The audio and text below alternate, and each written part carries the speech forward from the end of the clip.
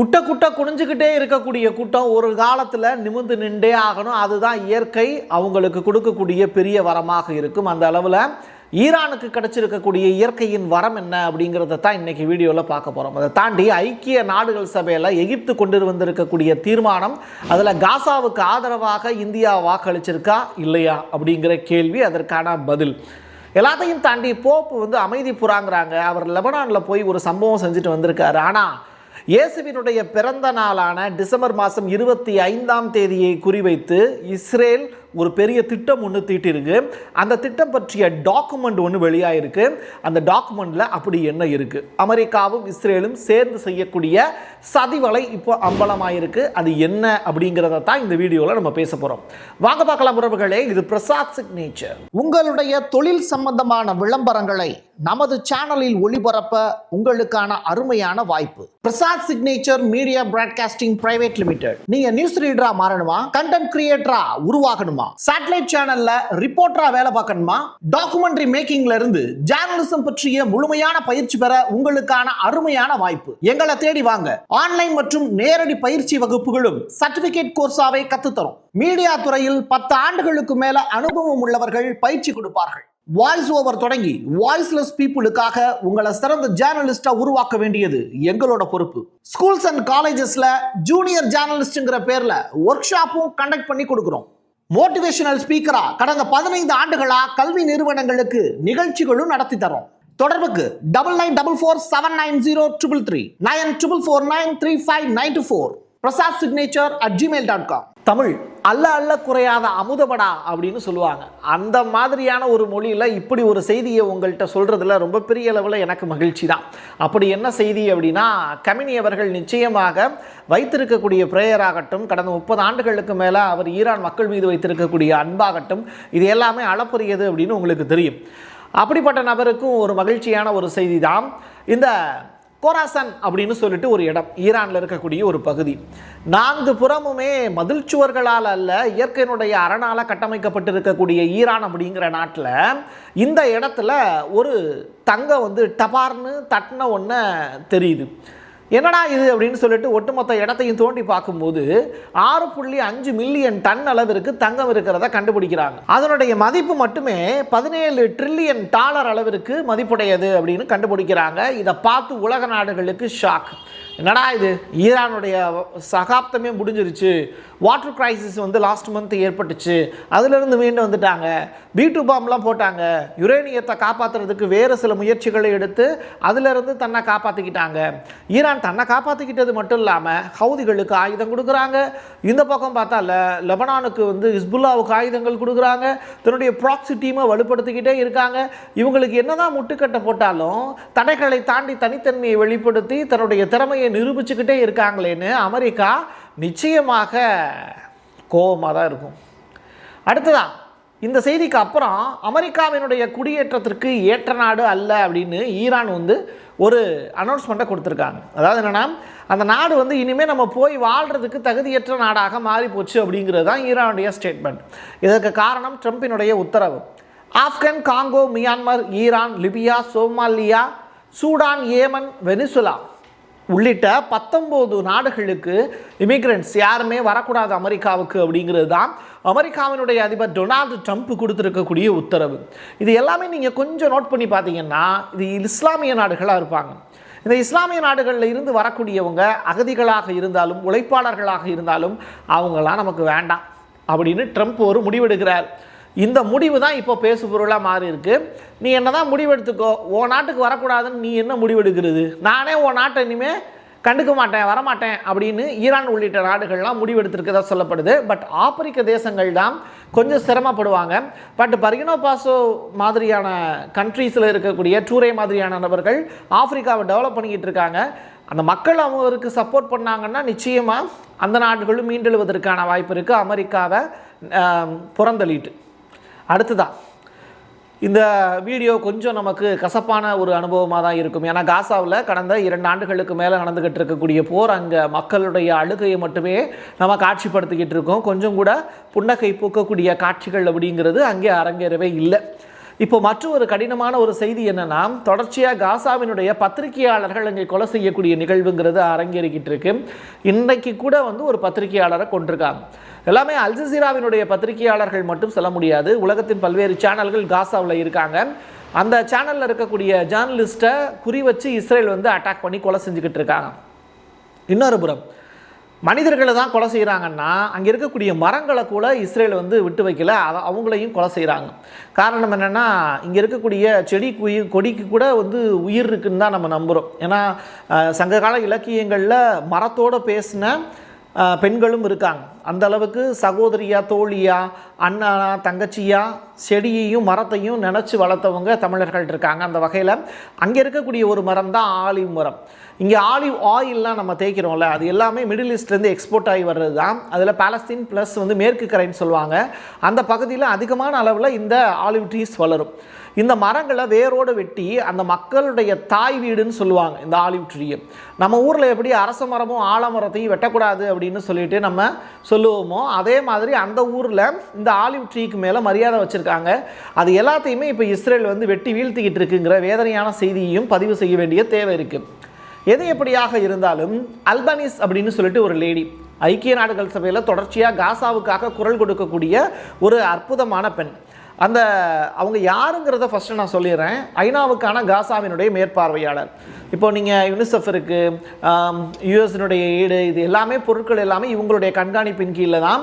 அங்கே இருக்கக்கூடிய red crescent society இருக்குல்ல, அவங்க மூலிமா உதவிகள்லாம் போகும். காசா மக்களுடைய படிப்பு உள்ளிட்ட விஷயங்கள் எல்லாத்தையுமே இவங்க மேற்பார்வையிடுவாங்க. அப்படிப்பட்டவங்க அமெரிக்காவினுடைய துன்புறுத்தலுக்கு ஆளானாங்க.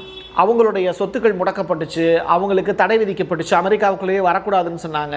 இப்படிப்பட்ட நிலையில் இந்த அல்பனீஸுங்கிறவங்க தொடர்ச்சியாக காசா மக்களுக்கு சப்போர்ட் பண்ணாங்க. இப்போ என்னென்னா, அவங்க ஒரு மெடிக்கல் செக்கப்புக்காக ஹாஸ்பிட்டல் போகிறாங்க. அந்த ஹாஸ்பிட்டலில் வந்து பார்த்திங்கன்னா அவங்களுடைய அந்த எப்படி சொல்கிறது, நம்மெல்லாம் மருத்துவ காப்பீடுன்னு சொல்லுவோம்ல, அது வந்து அங்கீகரிக்கப்படலை அப்படின்னு சொல்கிறாங்க. இப்படி தன்னுடைய வாழ்வாதாரத்தையே நீ வாழவே கூடாது அப்படிங்கிற அளவுக்கு அமெரிக்கா தொடர்ச்சியாக இவங்களுக்கு டார்ச்சர் கொடுத்துக்கிட்டே இருக்காங்க அப்படிங்கிறது தான் இவங்க முன் வச்சிருக்கக்கூடிய புகார்.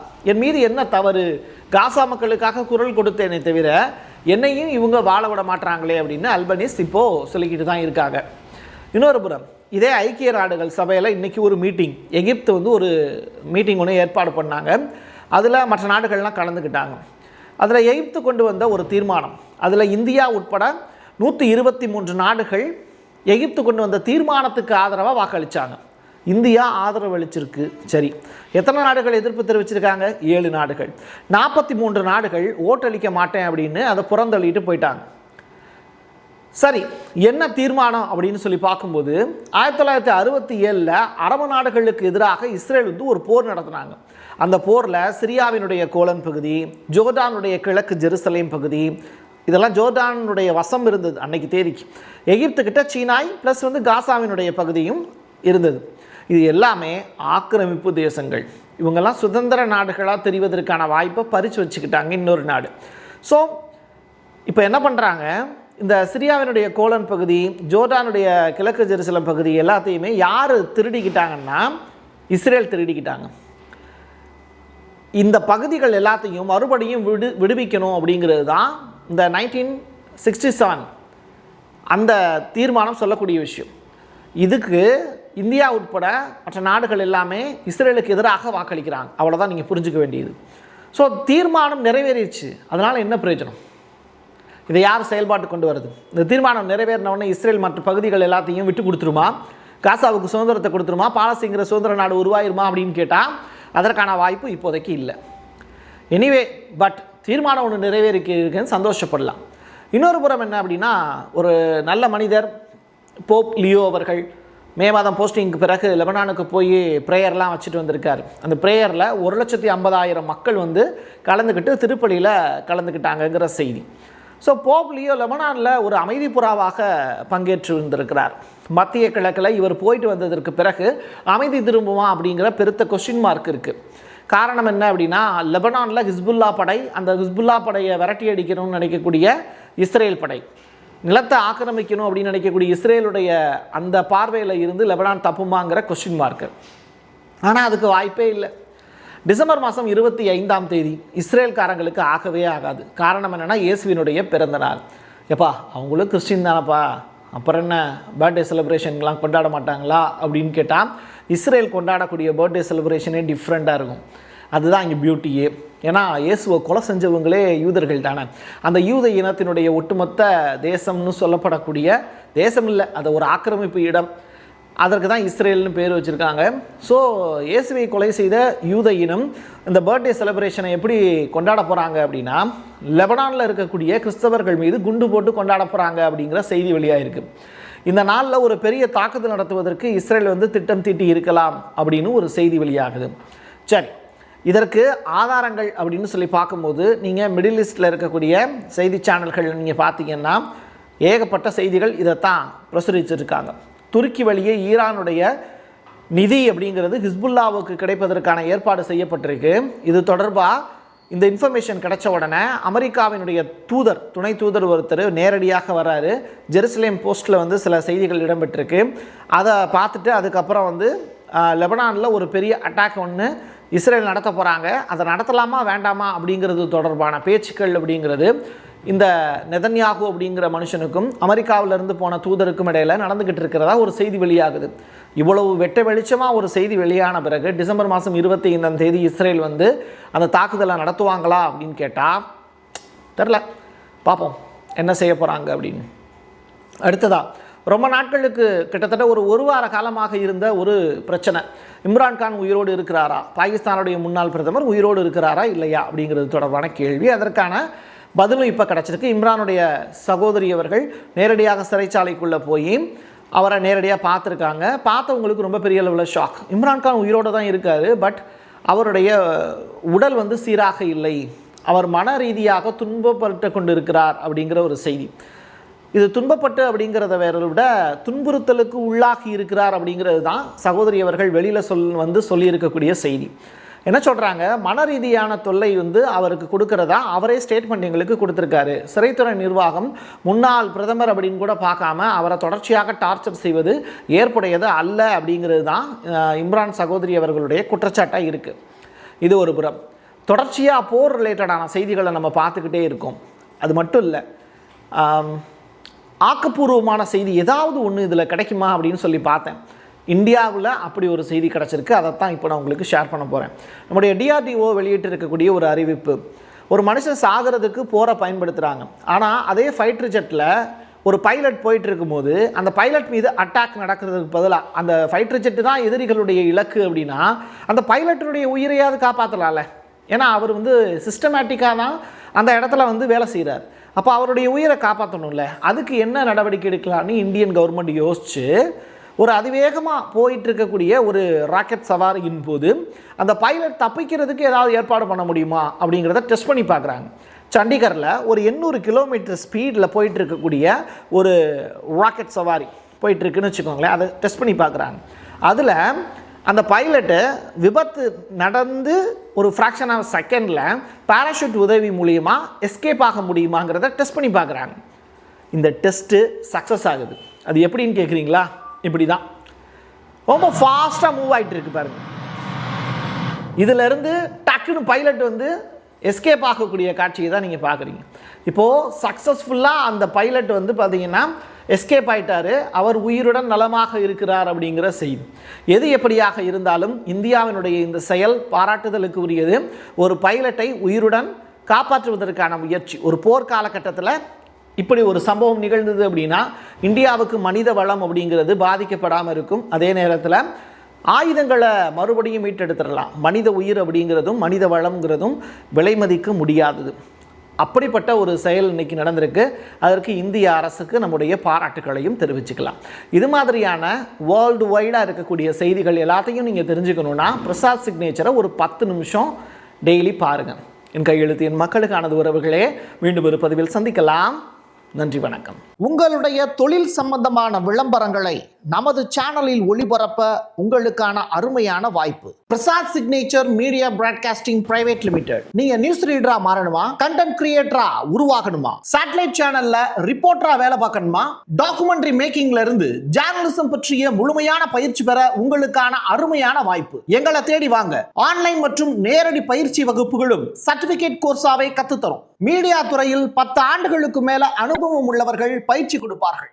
வாய்ஸ் ஓவர் தொடங்கி வாய்ஸ்லெஸ் பீப்புளுக்காக உங்களை சிறந்த ஜேர்னலிஸ்டா உருவாக்க வேண்டியது எங்களோட பொறுப்பு. ஸ்கூல்ஸ் அண்ட் காலேஜஸ்ல ஜூனியர் ஜேர்னலிஸ்ட்ங்கிற பேர்ல ஒர்க் ஷாப்பும் கண்டக்ட் பண்ணி கொடுக்கிறோம். மோட்டிவேஷனல் ஸ்பீக்கரா கடந்த 15 ஆண்டுகளா கல்வி நிறுவனங்களுக்கு நிகழ்ச்சிகளும் நடத்தி தரோம். தொடர்புக்கு 9944790333 94493594 prasadsignature@gmail.com.